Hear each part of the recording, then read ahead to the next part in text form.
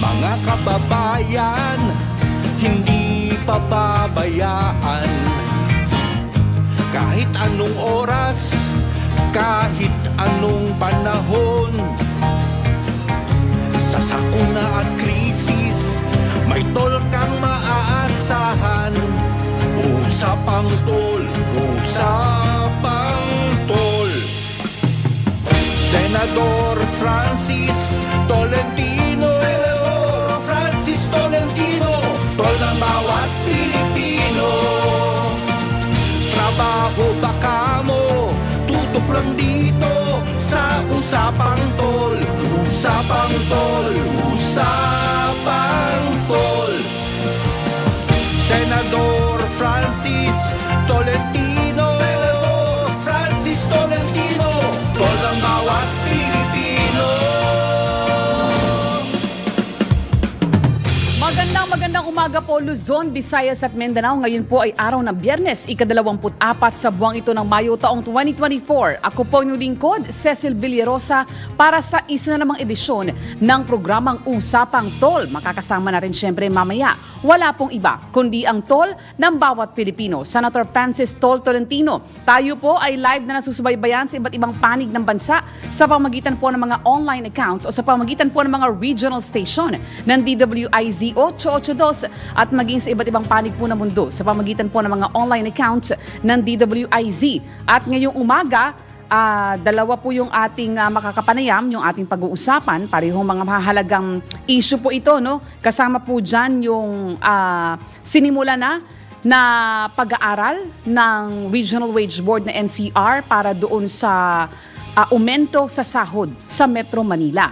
At yung mga gusto po mag-participate sa ating talakayan, pwede po kayo magpadala ng mensahe sa aming pong Facebook page o kaya po sa aming hotline 847-01750 hanggang 54 o kaya po sa aming text line 0999-376-6768. At yung binabantayan po na low pressure area, namumungsama ng panahon ng pag-asa, ay nakapasok na pala sa Philippine Area of Responsibility.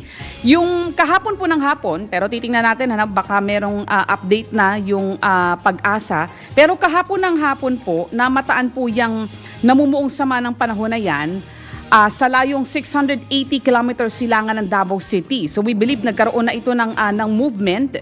At ang binabanggit ng pag-asa dahil po dyan, dahil po sa LPA, posible po yung mga pag-ulan sa bahagi po ng Eastern Visayas at Caraga Region.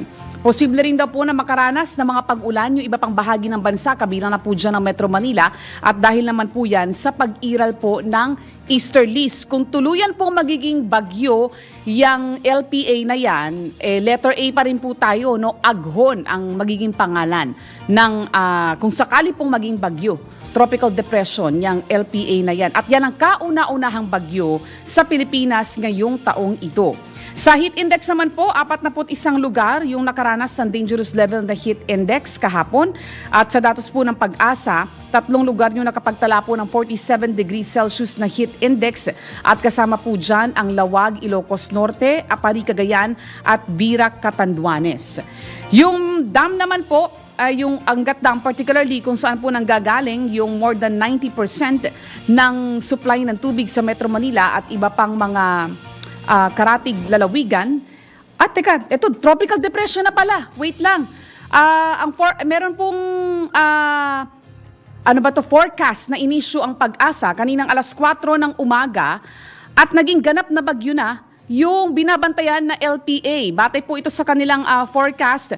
Yung sentro po ng Tropical Depression Aghon ay huli pong namataan 350 kilometers east o silangan ng Hinatuan, Surigao del Norte. Taglay po nito ang lakas ng hangin na aabot sa 45 kilometers kada oras malapit sa gitna at pagbugso po na aabot sa 55 kilometers kada oras. Ang kilos po ng bagyo ay pakanluran, hilagang kanluran at kumikilos po yan sa bilis na 30 kilometers per hour. Aba, medyo mabilis itong bagyong ito ha. At dahil po dyan, ang binabanggit pa ng pag-asa, posible nga po ang mga pag-ulan sa bahagi po ng Eastern Samar at Dinagat Island. At pati na rin po sa bahagi ng Bicol Region, Northern Mindanao, Davao Region, at yung nalalabing bahagi po ng Visayas at Caraga. Yung iba pang bahagi ng bansa, posible rin na makaranas po ng pag-ulan at yan naman po ay dahil sa pag-iral ng easterlies yon at ng thunderstorm. So tuluyan na po naging bagyo yung LPA at para bigyan pa tayo ng karagdagang detalye, kaugnay po ng kauna-unahang bagyo na nakapasok po sa Philippine Area of Responsibility. Nasa ating linya po ng komunikasyon si Ma'am Ana Cloret Horda ng Pag-asa. Magandang umaga po, Ma'am Ana. Yes po, magandang umaga rin po sa ating lahat. Sa kasalukuyan, yung tama nga pinabanggit nyo, no, na itong LPA kahapon ay tuluyan na nga po naging bagyo at pinangalanan po natin itong bagyong si Aghon. At ngayon ay nasa tropical depression category po ito.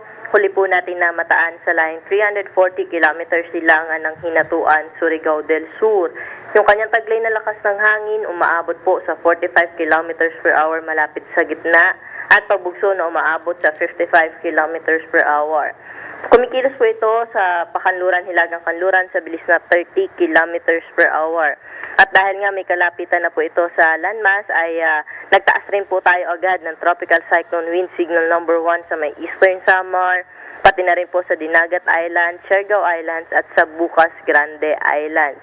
At ngayong araw inaasahan natin na itong bagyong si Aghon ay magdadala nga po ng katamtaman hanggang sa malakas na mga pag-ulan sa bahagi po ng Surigao del Norte, Dinagat Islands, northern portion ng Surigao del Sur, eastern portion ng Southern Leyte at sa may southern portion ng Eastern Samar. Kaya doble ingat po sa ating mga kababayan dyan sa banta ng pagbaha at mga pagguho ng lupa.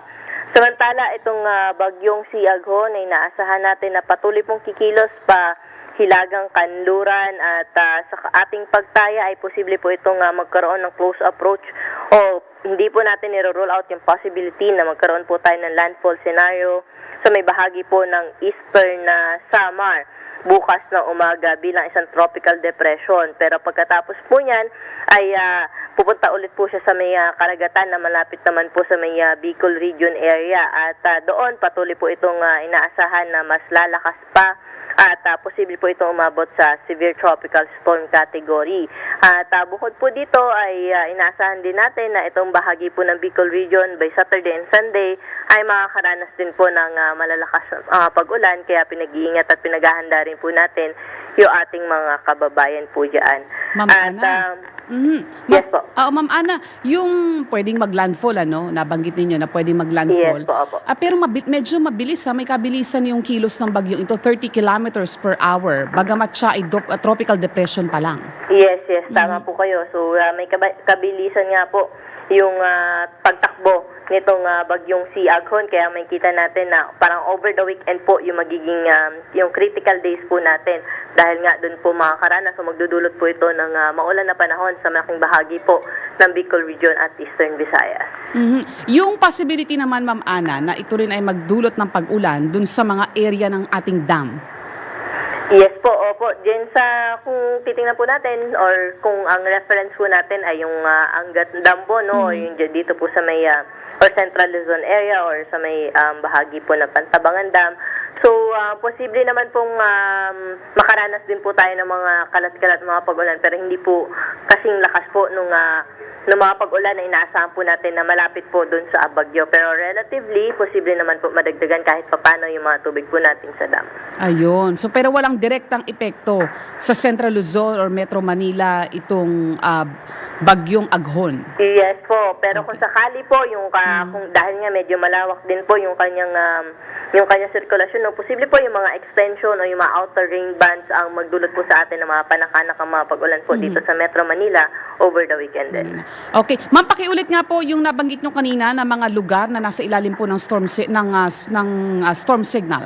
Yes po, nakataas po ngayon yung Tropical Cyclone Wind Signal number 1 natin sa may Eastern Samar, Dinagat Islands, Siargao Islands at sa Bukas Grande Islands. Yan po ay signal number 1. Yes po. Okay po. Marami pong salamat, Ma'am Ana Cloret Horda. Maraming salamat po. Magandang umaga. Okay po. Yan po si Ma'am Ana Cloret Horda ng Pag-asa. So posible po ang landfall sa area po ng Eastern Visayas, tapos pagtama sa kalupaan, babalik sa karagatan, ibabaw ng karagatan, magpapalakas ulit at posible po na lumakas pa yung bagyo at maging isang tropical storm. Anyway, bago po tayo lumalim sa ating talakayan, puntahan na po muna natin ang ating mga headlines. Mga malalaking balita, pinag-uusapan, mga balitang bagong-bago sa DWIZ Headlines. Sa ulo ng ating mga nagbabagang balita ngayong 24 ng Mayo taong 2024, red at yellow alert muli pong itinaas o ipinatupad sa Luzon at Visayas grid. Ilang lugar sa bansa nakaranas naman ng brownout. DWIZ Balita. Pag-iigpit sa pagproseso ng birth certificate, pinag-aaralan na ng Philippine Statistics Authority. DWIZ Balita. Mga residenteng naapektuhan ng Marawi siege nanawagan ng kompensasyon. DWIZ Balita. At kasunod ng pagbabalik sa lumang school calendar, overtime pay para sa mga guro ipinanawagan. Mga balitang updated, mga isyong updated, mga komentaryong updated sa Usapang Tol. Kasama si Senator Tol, Senator Francis Tolentino, Tol ng bawat Pilipino, at Cecil Villarosa. Sa detalye ng ating mga balita, muling isinailalim sa red at yellow alert ang Luzon at Visayas grid kagabi. Ipinatupad ang red alert sa Luzon hanggang alas 10 kagabi, habang yellow alert naman hanggang kaninang hating gabi. O yellow alert naman po sa Visayas hanggang kaninang hating gabi. Paliwanag po ng National Grid Corporation of the Philippines, bukod sa mataas pa ring demand sa kuryente, ito ay dahil 18 planta pa ang hindi gumagana sa Luzon, habang kulang naman ang napoproduce na kuryente ng 3 iba pa. Kaugnay nito, isinailalim naman ang Visayas grid sa red alert mula po alas 6 hanggang alas 7 kagabi, habang ipinatupad ang yellow alert mula alas 7 hanggang alas 10 kagabi. Nabatid na 21 planta ang hindi gumagana sa Visayas, habang sa mababang kapasidad naman gumagana ang 3 iba pa. DWIZ Balita. Sa kaugnay pa ring balita, naranasan po ang brownout sa ilang bahagi ng Luzon bago pa isailalim ang Luzon grid sa red alert status. Ayon sa National Grid Corporation of the Philippines, umabot sa 270,000 customer sa ilang bahagi ng Metro Manila, Pampanga, Bulacan, Laguna, Rizal at Quezon ang naapektuhan ng pagkawala ng supply ng kuryente mula alas 11:41 hanggang alas 11:49 ng gabi ng Miyerkules. Yan po ay kasunod ng pagbagsak ng isang unit ng Suwal Coal-Fired Power Plant sa Pangasinan na mayroong 647 megawatts na kapasidad. Paliwanag ng operator nito na Team Energy Philippines, nagkaroon ng technical glitch sa reheat stop valve minimum system protection ng planta. DWIZ Balita. Sa ibang mga lugar yung sa Cainta Rizal, 3 oras daw nakaranas ng brownout kagabi. Yung ilan nating mga kababayan po doon. Samantala sa iba pang mga balita, pinag-aaralan na ng PSA o Philippine Statistics Authority ang pagigpit ng pagproseso sa birth certificate. Yan po ay matapos nga pong questionin ng mga senador ang anilay pagiging maluwag ng PSA sa pagproseso at verifikasyon ng birth certificate, matapos na aminin ni Bamban Tarlac Mayor Alice Guo na 17 years old na siya nang maiparehistro ang kanyang kapanganakan. Depensa ng PSA, wala silang partisipasyon sa naturang proseso. Bagamat sangayon ng ahensya sa pahayag ng mga senador na posibleng may mga sindikatong nagsasamantala sa nasabing dokumento. Kasunod dito, binigyang diin ni Director Mariza Grande, ang Assistant National Statistician ng PSA, na maglalabas ang ahensya ng supplemental guidelines kaugnay sa late registration. DWIZ Balita. Patuloy ang panawagan ng mga residente ng Marawi para sa kompensasyon 7 taon matapos ang Marawi siege. Ayon sa mga residente, hindi makatarungan ang kabayaran na ibinigay ng pamahalaan kapalit ng kanilang mga bahay at kabuhayang nasira. Ngunit iginiit ng Marawi Compensation Board na ang ipinamahaging compensation ay batay lamang sa kalkulasyon ng fair market value ng mga nasirang ari-arian. Para naman kay Marawi Mayor Majul Gandamra, bagamat dapat lamang na ibigay ang hinihinging kabayaran ng kanyang mga residente dahil bukod anya sa mga establishmentong nawasak, trauma at pananampalataya ang nawala sa iba. DWIZ Balita. Tuloy-tuloy tayo sa pagbabalita sa oras na 18 minuto makalipas ang alas 6 na umaga. Welcome sa Alliance of Concerned Teachers. Ang desisyon ng Department of Education na ibalik ang lumang school calendar para sa mga susunod na academic year. Ayon kay ACT Chairperson Vladimir Ketwa, bukod sa maiiwasan ng mga guro at estudyante, ang mainit na panahon, masusubok din ito ang pagbibigay ng overtime pay para sa mga guro.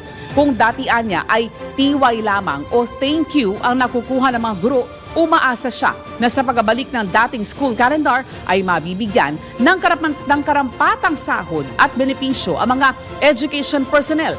Kaugnay nito, hinihiling din ng grupo na mapakinggan ang kanilang panawagan na magkaroon ng climate resilient classrooms, health clinics sa mga paaralan at sapat na bilang ng guro para sa dumaraming bilang ng mga estudyante. DWIZ Balita. Tanggap po tayo ng pag-uulat mula po sa labas ng himpilan.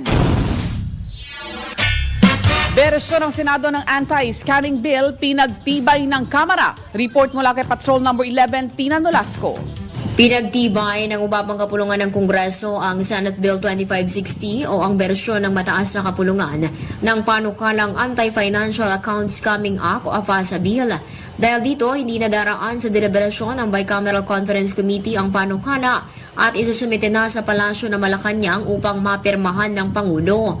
Layunin ng naturang panukala na ikonsidera ang pagkuha, pagtanggap, pagdeposito, paglipat o pag-withdraw ng mga lalikom mula sa mga krimen, offenses o mga pamamaraan ng social engineering scheme na isang money laundering activities, habang ang isang social engineering scheme ay tinukoy kapag ang isang tao ay nakakuha ng sensitibong impormasyon mula sa isang tao sa pamamagitan ng panloloko o pandaraya na nagresulta sa hindi otorisadong pag-access at pagkontrol sa financial account ng isang individual.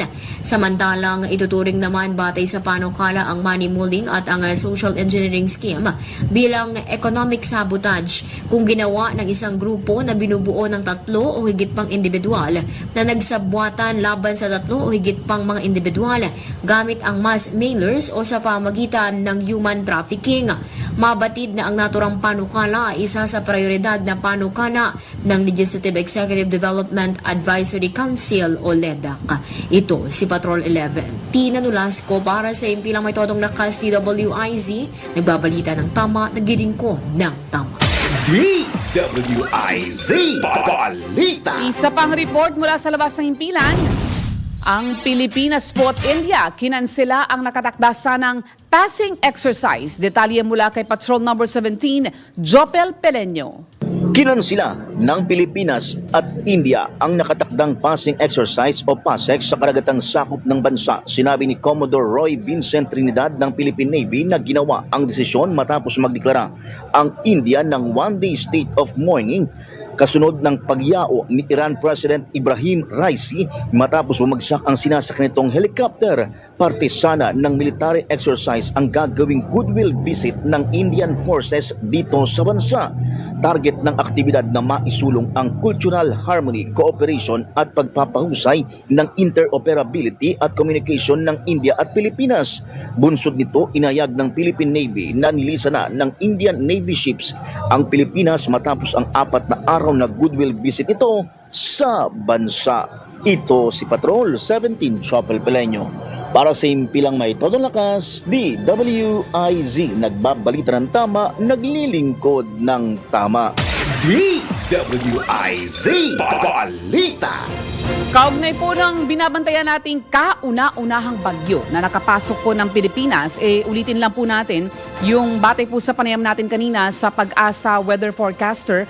Itinaas na po ng Pag-asa ang signal number 1 sa Eastern Samar, Dinagat Island, Siargao at Bukas Grande Island matapos na maging ganap na tropical depression ang binabantayang low pressure area sa silangang bahagi ng Hinatuan, Surigao del Sur. Yan nga po ang kauna-unahang bagyo na naitala ng Pag-asa ngayong taon at pinangalanan po yan bilang Bagyong Aghon. May lakas ito na hangin na aabot sa 45 kilometers per hour at pagbugsong aabot naman sa 55 kilometers per hour. Kaugnay po nito, mararanasan din ang malakas na pag-ulan sa Surigao del Norte at northern portion ng Surigao del Sur. eastern portion ng Southern Leyte at southern portion ng Eastern Samar. Dahil din po dito pinag-iingat ang mga residente sa nabanggit na mga lugar dahil sa malalakas na pag-ulan na posible namang magresulta sa pagbaha at pagguho ng lupa. At para sa karagdagan po impormasyon, manatili pong nakatutok sa DWIZ 882 at Aliw TV Channel 23.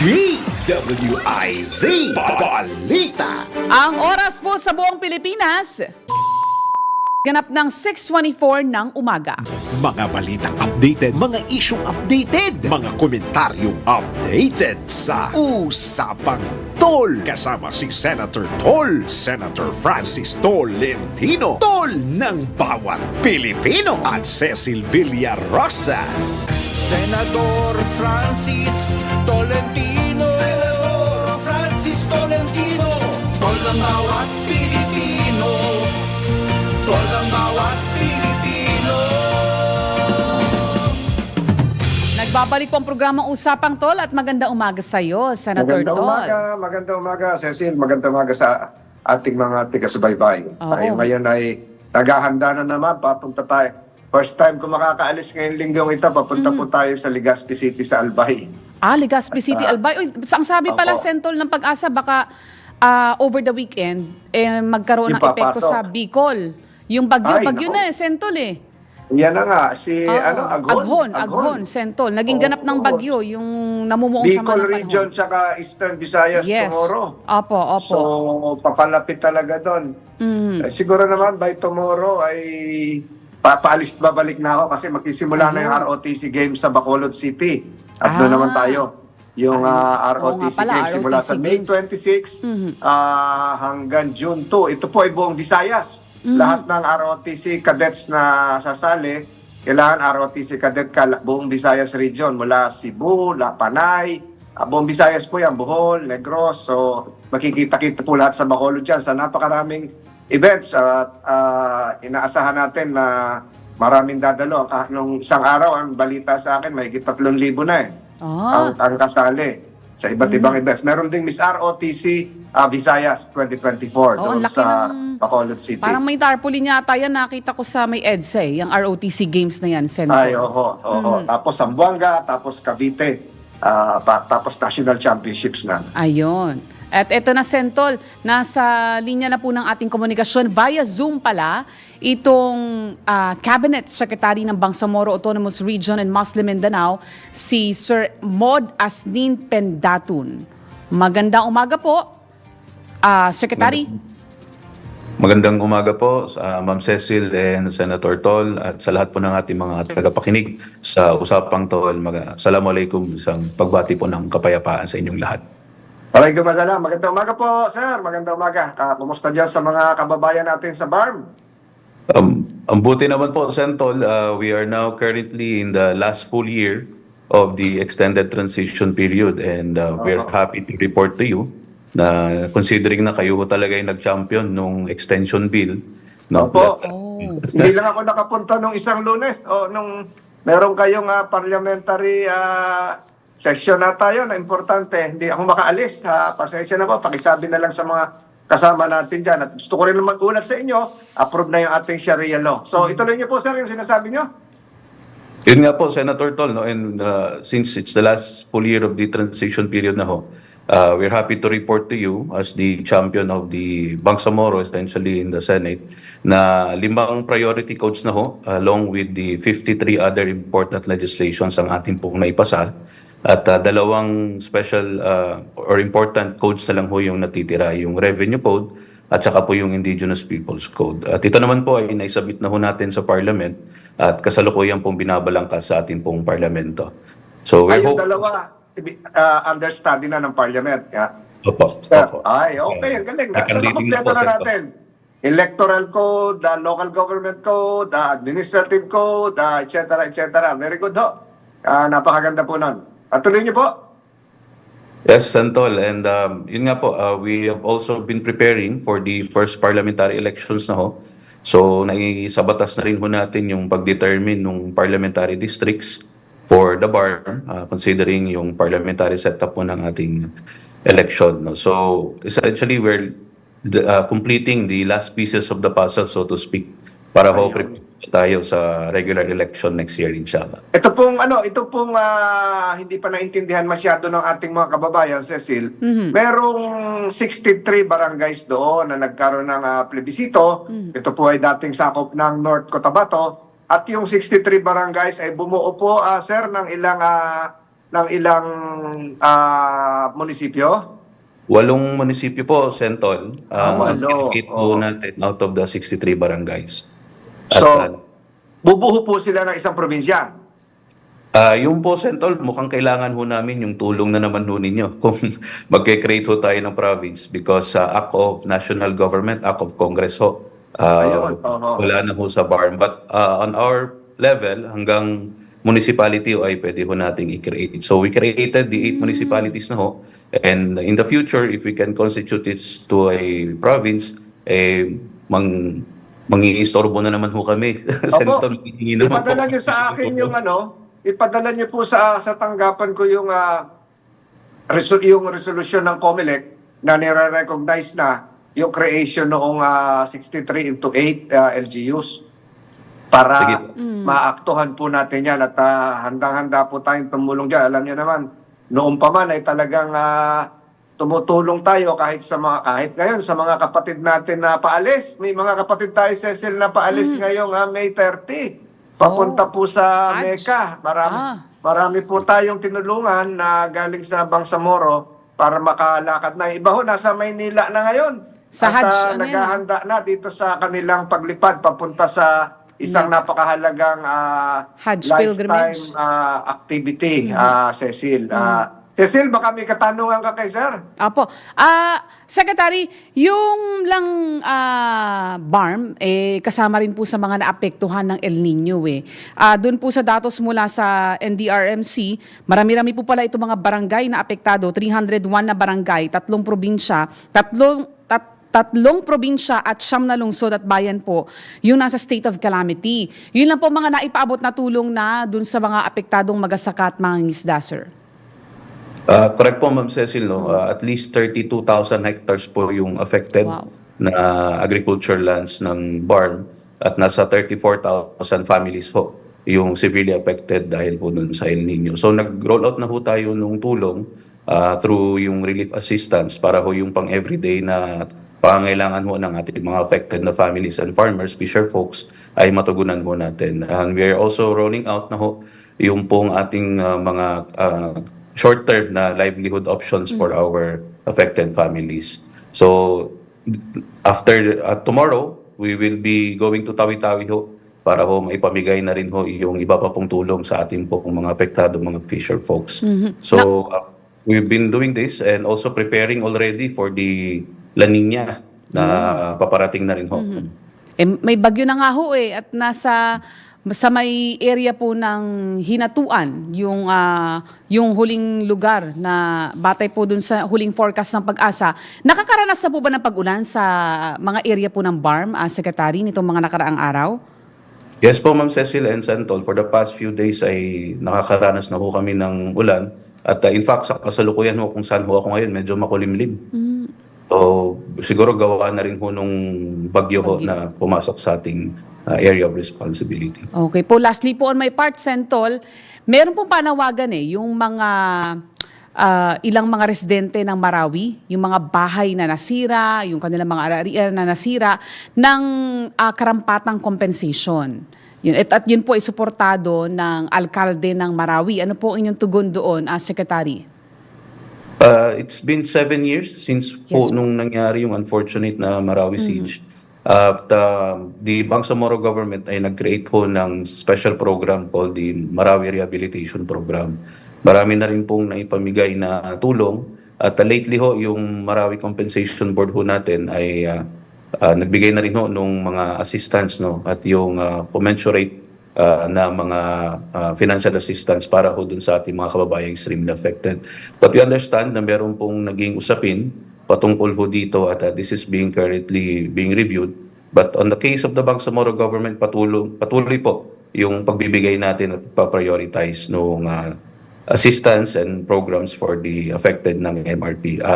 Yesterday, we had a meeting to continue ho yung pagbigay ng mga construction materials, pagbigay ho ng iba pa po mga infrastructure needs ng ating po mga kababayan na hopefully ay makatulong sa kanilang pagbangon at maka-recover at maibalik yung dating sigla ng Marawi City. Okay po. Salamat Tayo po. naman ay full support po dyan sa pagbangon ng Marawi at Secretary Pendaton. Kumusta mo na lang kami? Kaya Chief Minister, sabihin mo na lang ay long time no see. At babawi po ako doon sa hindi ako nakatalo. Pasensya na po nung huling panapakahalagang pagpupulong niyo. Teka. Muli po, sa ngalan ng programa Eto, Sentol. Usapan to, nagpapasalamat tayo. Oo. Opo. Eto, Sentol, may pahabol lang na tanong kasi meron palang BARM Airlines na. Yan po yung Yes, kauna-unahang congratulations. airline na Oo. nag-ooperate sa Oo. BARM.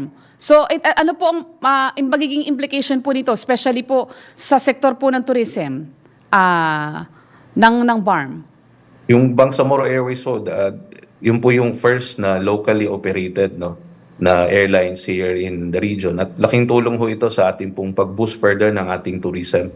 At ito po yung sektor nung ating region na napansin ho namin talagang malaki yung improvement simula ho nung nagkaroon ng autonomous government. So sa kasalukuyan mo, meron na ho tayong 231 na tourist destinations accredited by the Ministry of Trade, Investment and Tourism.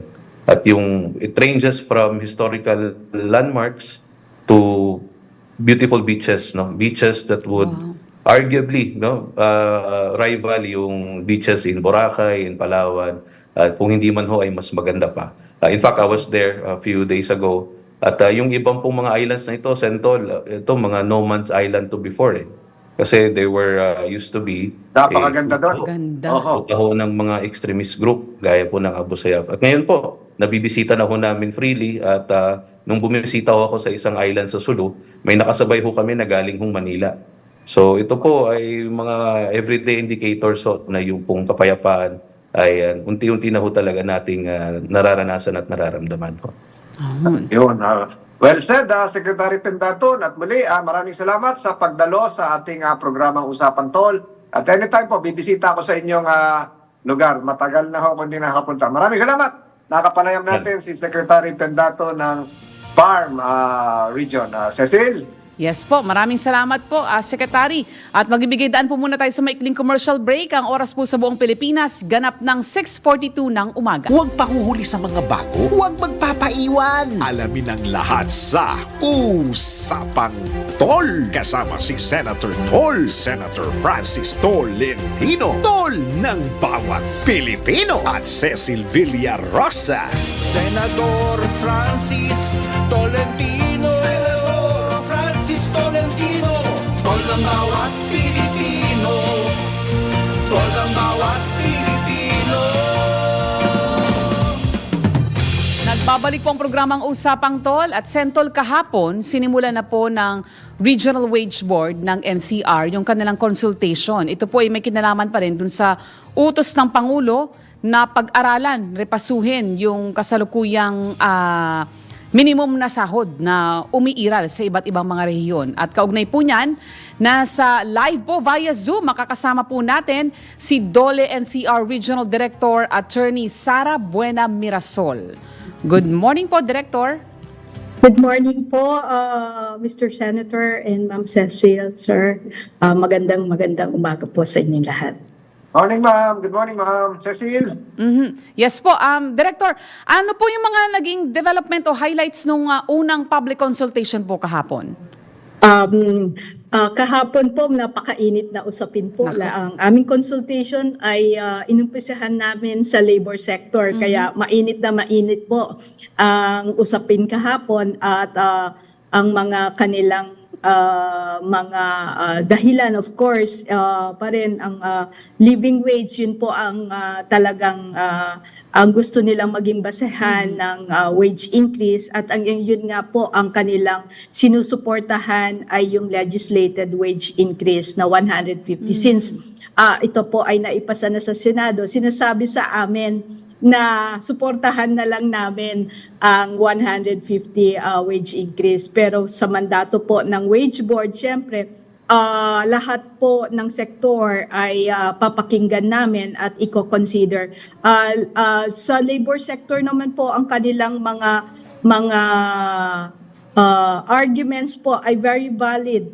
Naintindihan naman po natin ang labor sector, kaya nga po we are conducting consultation not only with the labor, with the employer, and we have a public hearing on June 20 po para sa lahat. Hindi lang po para sa labor and employer, pati na po ang ibang mga organizations na may interest po sa pagtaas ng sahod. Ayun. So yung kahapon po, Director, sino-sino po ba yung mga kasama sa consultation kahapon? Marami po kaming inimbitahan. Ito po ay ang TUCP, ang FFW, ang UWIN. Ito po yung mga dati nating petitioners din. Although walang petition ngayon, pero kahapon narinig ko na may petition po. But I have yet to verify, to confirm yet. Malalaman ko sa aking board sec ngayon. Pero ito nga po, ang ALU, ang FFW, andun po din si Attorney Sani Matula, sila Sir Louie Coral ng TUCP, ang Kapatiran, so ang Partidong Manggagawa, mga kababaihang manggagawa. So marami po sila, mga union po. Wala pa po yung... Palagay nyo, Yes, go ahead, kailan Senator. lalabas ang magkakaroon ng isang resolusyon patungkol dito? Ang paglabas po, mindful naman po kami sa anniversary date, which is July 16, 2024. So, may 60 days po kami, kaya po 60 60 days prior to the anniversary date. And ang last public hearing, last activity namin sa wage consultation and public hearing will be June 20. So, by that time, after that, we will have wage deliberation, at ang nasa batas po ay hindi po kami pwedeng maglabas before the anniversary date. Kung maglalabas man, ay dapat ay after anniversary date po. Ayun. At sa inyo bang pagkakaalam, kayo naman ay isang Dole family, yung bang ibang mga regions ay ginagawa din to ngayon? Sir, opo, pero kami po yung nangunguna kasi kami ang unang naglabas ng wage order last year. So, susunod-sunod na rin po ang mga ibang regions. Nauna lang po kami. Ang NCR. Cecil? Apo. So wala pa po, Director pala, yung sektor po ng mga employer, Dun Wala sa po. consultation Yan po kahapon. ay sa June 4 po. And then, kailangan lang ho natin mag-publish ng notice of public hearing. Apo. Kaya po sinet namin yon ng June 20 para by June 4 po ay maipalabas sa newspaper of general circulation. Ipapublish po namin ang aming notice of public hearing. Then we expect po na magkaroon po ng resulta yan kung may panibago pong wage order after ng July 16. Tama po ba, Attorney? Opo. Ayun, kasi yun po yung anniversary. 610, yung kasalukuyang minimum wage na umiiral sa NCR. Opo, yun po ang umiiral sa NCR. Okay, patuloy po kaming tututok dyan sa issue na yan, Director Mirasol. Marami pong salamat sa pagpapaunlak. Maraming salamat sa oras na binigay mo sa Usapang Tol at maraming naliwanagan po ngayon sa ating mga kababayan. Director Mirazon, maraming salamat muli. Good morning. Senator, and thank you, Ma'am Cecil. Ayun po. Natin ang Dole at talagang mahirap ito. Pero sinabi ni Presidente na kumilos na. So siguro yung tanong ko kanina, kung malaman din natin kasi nag-aantabay din yung iba't ibang mga rehiyon. Nauna lang po sina Director Mirazon. At ito po, Sentol, puntahan na po natin ang ating palengke price monitoring. Kailangan malaman mo na ang mga presyo sa labas sa Palengke Report. Si Maring Sandy Fernandez Sentol ang ating mga kasama po mula sa Alabang Public Market. Good morning, Sandy. Senator Francis Valentino at Ms. Cecil Rosa. Ako po ay nandito ngayon sa Alabang Public Market. Ang bigas po dito mula Nueva Ecija, Bulacan at Isabela ay mabibili sa 50 pesos per kilo ang pinakamura. Ito yung special local rice. Habang 90 to 100 pesos per kilo naman ho ang pinakamahal, ito yung ating black rice. Ang isda naman mula Malabon ay di umanong pataas ang presyo dahil may buwan na o liwanag, kaya 160 pesos per kilo, ito ho ang tilapia Lucien, ang pinakamura. habang 450 pesos per kilo naman ho ang pinakamahal. Ito yung ating pampano. Meron din ditong tahong na 100 pesos per kilo, halaan na 180, hipon na 480 to 500. Ang karne naman mula Batangas ay nagtaas ng 30 pesos, kaya ang atay mabibilis na Mataas yun, 200. Mataas yun, 30 pesos. O, karne nga niya, Yes, baboy o po, baka? Senator? Baboy ba yan o baka yung tumaas? Ito po ay baboy Senator Francis at Ms. Cecil. Sige, go ahead, Sandy. Yes po, nagtaas po ito ng 30 pesos, kaya mabibili ang atay ng 250, pata na 280, ribs 290, laman 320, liempo na 360, habang yung mga po ay 170 ang whole chicken, 200 naman ho ang choice cut. Para sa ating gulay, ginagaling Binyan, Calamba, Baguio at Divisoria ay mabibili sa 60 pesos per kilo ang pinakamura. Kaso ho, hindi ho ito ang ating kamatis. Ito naman ho yung repolyo. At 420 pesos ho naman ang bell pepper natin ngayon. Ms. Cecil at Senator Francis Valentino. Ayun, ba't daw kaya nagmahal, Sandy? Yung presyo ng karne? Ang karnehan po natin ngayon, Ms. Cecil, Bakit nagtaas kaya? base po sa mga nakapanayam ko kanina sa baba po, sa stall ng karne, yung pagtaas po ng presyo na iniulat sa akin ay doon po sa hango nila. So kumbaga noon na nakukuha nila ng mga nasa 100, let's say 180 po, plus 30 na po ang hanguan nila. Kaya po mas napapatungan ang presyo ng pagbenta nila ngayon dito sa Alabang. Okay, pero maganda-ganda pala yung Alabang Public Market, ha? Oo, maganda yan, maganda yan. Pero may mga ulat talaga, Cecil, na itong naranasan nating El Nino ay talagang nagkokos ng weight loss sa baboy. Nagkokos din ng stroke sa baboy, kaya apektado rin yung Supply. ating mga growers. So malaking nito, malaking epekto. Siguro naging bahagi na rin yan sa pagbabago ng farm gate prices na tumaas at siguro kasama na rin yan sa naipasok dyan sa dahilan kung bakit may taas sa yung galing ng Batangas, Cecil. Ayun. Ito na, Sentol. Ang sino naman kaya, Sandy, ang Ay, mas sino nanalo swerteng ng ating vendor? Central Token, Sandy? Ay, kasama po natin ngayon Senator Francis and Ms. Cecil, si Nanay Cathy Kapusa, isa po siyang vegetable vendor. Isubukan po natin mag-live video dahil medyo mahina ho ang signal dito, pero ito po si Nanay Cathy po. Ito po, good morning po, Senator. Good morning, good morning. Ako, bagay na bagay ang t-shirt saka sombrero. Bagay daw sa inyo. Thank you po. Anong pwesto niya sa gulay, ano? Sa gulay? Kulay po. Ang gulay naman, steady lang ang presyo, di ba ho? Ayos naman po. Ayun, oho. So, yung mga karatig mo dyan, mga kapitbahay mo dyan, ay kumusta mo na lang kami. Sige po. Anong probinsya niya, ma'am? Bicol po. Naku, Bicol. Bicol. Naku, may Papunta bagyo kayo doon. pa. Matagal, Alam niyo ba, lagi ako sa Laguna. naikot Dito na po kami lumaki. Oo, nakakadalawang motorcade na ako nung araw dyan sa palengke ng Alabang. Pasok sa loob. Yung U-turn na yung kwadrado, naalala niyo po yun? Nandun na kayo nun? Ma'am, nanay. Na daw po ba kayo nun? Matagal na po kami dito.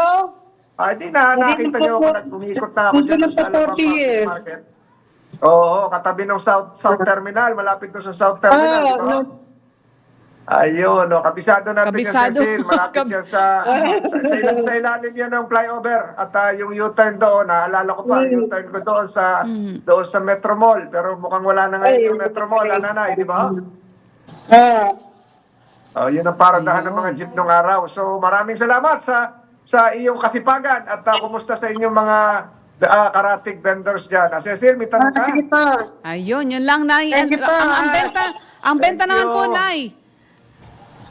Ayos Ingat po naman tayo. po.